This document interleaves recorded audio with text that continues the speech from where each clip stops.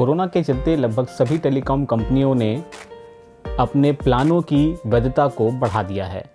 सभी कंपनियों ने अपने प्लानों की वैधता को 1 महीने से 2 महीने के लिए बढ़ा दिया है ताकि लोगों को घर बैठे सस्ती सुविधाएं मुहैया हो सकें। लेकिन इसी बीच एक ऐसा टर्म आता है जिसने सभी की नींदें उड़ा दी हैं। जी हाँ, ये है फ्लोर प्राइस।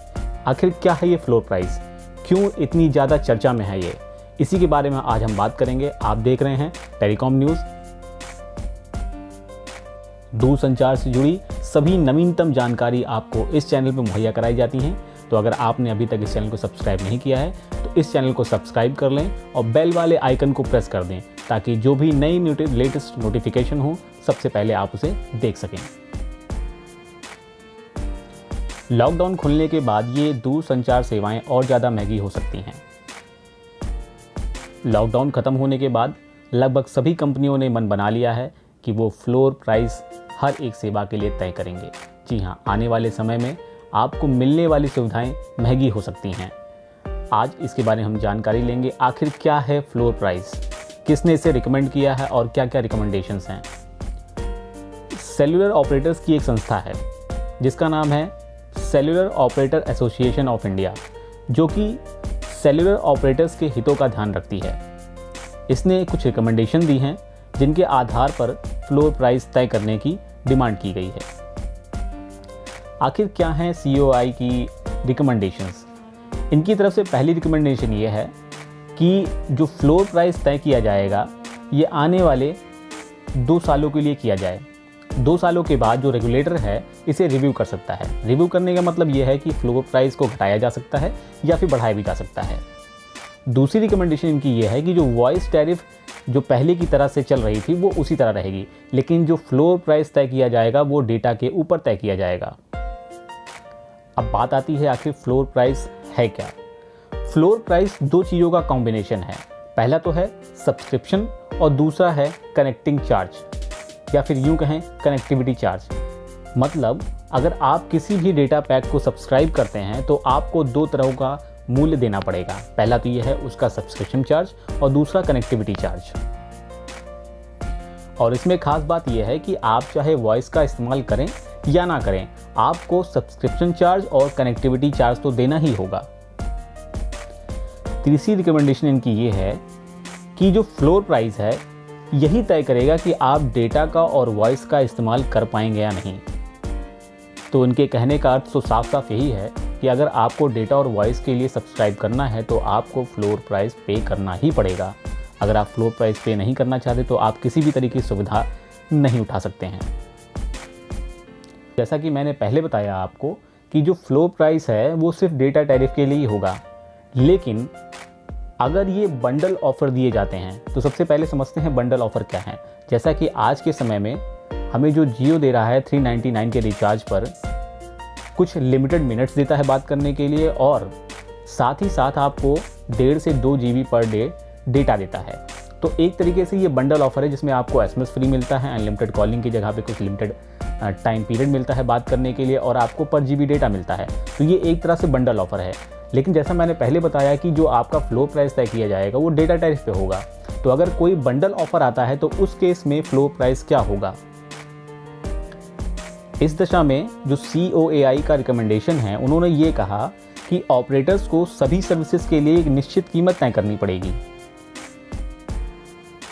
अर्थात जो फ्लोर प्राइस है वो subscription charges plus floor price on data plus charges for bundle offer. मतलब कि आपको सब्सक्रिप्शन चार्जेस भी देना पड़ेगा, floor price on data tariff के लिए भी देना पड़ेगा और साथ ही जो आपने बंडल ऑफर है उसका भी कुछ चार्ज लिया जाएगा। ये सारी चीज़ें मिल करके एक नया फ्लोर प्राइस तय करेंगी और ये फ्लोर प्राइस जो होगा वो बंडल ऑफर के लिए निर्धारित होगा।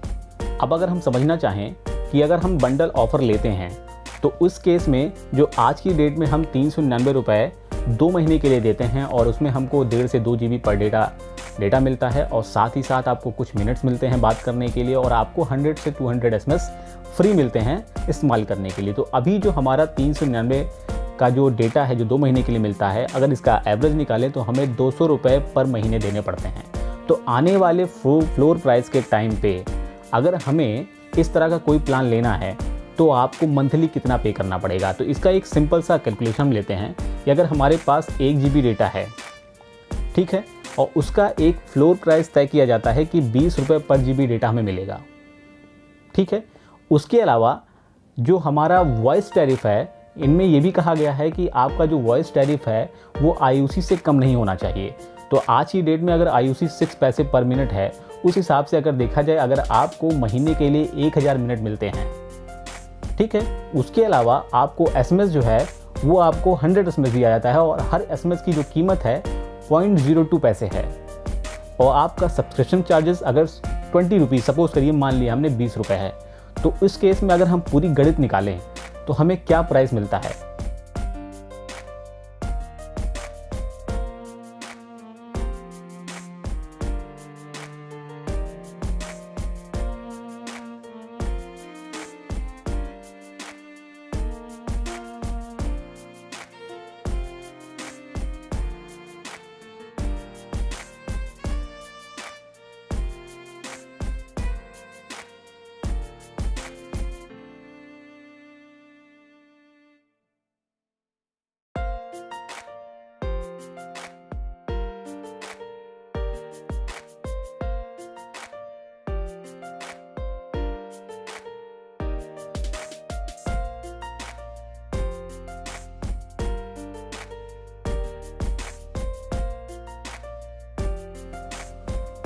इसके बाद CUI ने एक और रिकमेंडेशन दी। इन्होंने ये कहा कि जो भी ऑपरेटर हैं, अगर वो बंडल ऑफ़र निकालते हैं तो उसमें आप अनलिमिटेड कॉल की सुविधा नहीं दे सकते हैं।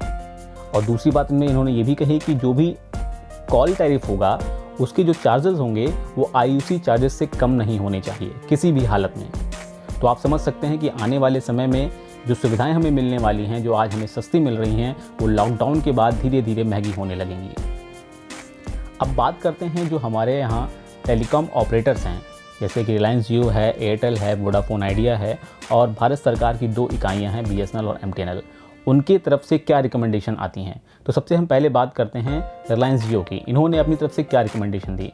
इन्होंने अभी तक कोई अमाउंट फिक्स नहीं बताया है, फिर भी इन्होंने जो फ्लोर प्राइस डेटा के ऊपर लगाने की बात की है, इन्होंने ये कहा है कि जो भी फ्लोर प्राइस होगा डेटा टैरिफ के ऊपर, वो रेवेन्यू के हिसाब से होगा।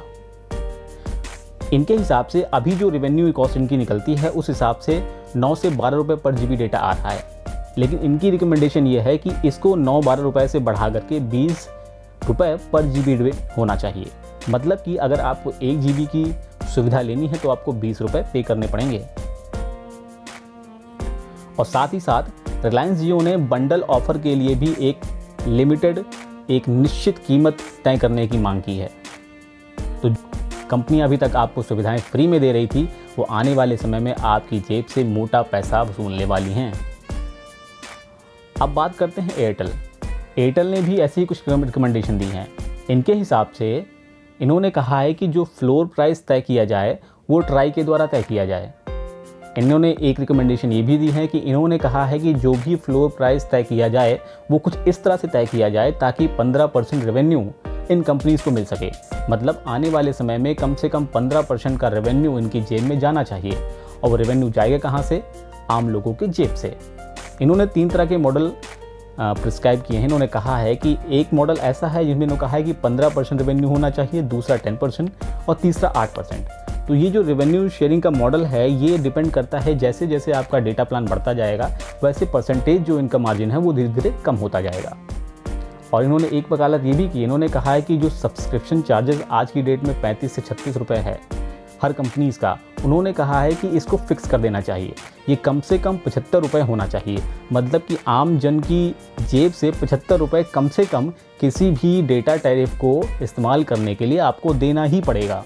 अब चाहे वो डेटा टैरिफ हो, चाहे वॉइस टैरिफ हो, चाहे SMS टैरिफ हो, आपको 75 रुपये तो आपकी जेब से जाएंगे ही जाएंगे। तो अगर एयरटेल के हिसाब से कैलकुलेशन किया जाए, अगर आपको 1 GB डेटा इस्तेमाल करना है 28 दिनों के लिए, तो उस हिसाब से इनकी जो कैलकुलेशन निकल के आती है 165 रुपीज़ की आती है।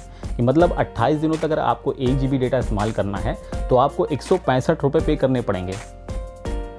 और इस कड़ी में वोडा और आइडिया ये भी पीछे नहीं है। इनके हिसाब से जो फ्लोर प्राइस डेटा टैरिफ का होना चाहिए वो 35 रुपये पर GB होना चाहिए। मतलब कि आपको अगर 1 GB इस्तेमाल करना है तो 35 रुपये आपको पे करना ही पड़ेगा। और इनकी तरफ से भी 75 रुपये का जो सब्सक्रिप्शन चार्जेस है वो फिक्स कर दिया गया है।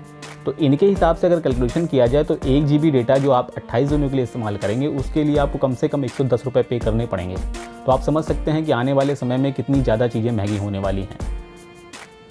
अब बारी आती है भारत सरकार की जो 2 इकाइयाँ हैं BSNL और MTNL। इन्होंने भी इस फ्लोर प्राइस को तय करने के लिए इसकी वकालत की है, पर इन्होंने ये कहा है कि जो भी सुविधाएं दी जाएं इन सभी सेवाओं का, चाहे वो SMS की हो, चाहे वॉइस की हो, चाहे डेटा की हो, इन सब का एक कॉमन फ्लोर प्राइस होना चाहिए। वो इतना होना चाहिए ताकि ग्राहकों की जेब पे ज़्यादा बोझ ना पड़े। तो कहीं ना कहीं देखा जाए तो भारत सरकार की जो इकाई है ये ग्राहकों के हितों के बारे में सोच रही है, पर फिर भी आने वाले समय में जो COI है वो क्या निश्चय लेती है, क्या निर्णय लेती है, वो तो देखने में पता लगेगा। लेकिन फ़िलहाल जब ये बात उठी तो हमारा जो नीति आयोग है और दूसरा जो CCIA, मतलब कि नीति आयोग ने कंपटीशन जो हमारी मैनेज करने वाली संस्था है, इसने इस तरह के किसी भी रिकमेंडेशन का विरोध किया है। उन्होंने साफ कहा है कि अगर इस तरह की चीज़ें आती हैं तो कहीं ना कहीं मार्केट में कंपटीशन ख़त्म हो जाएगा और ये कंपनियां एक निश्चित दामों पर अपनी सेवाएं देंगी, जिससे ग्राहकों को नुकसान होगा।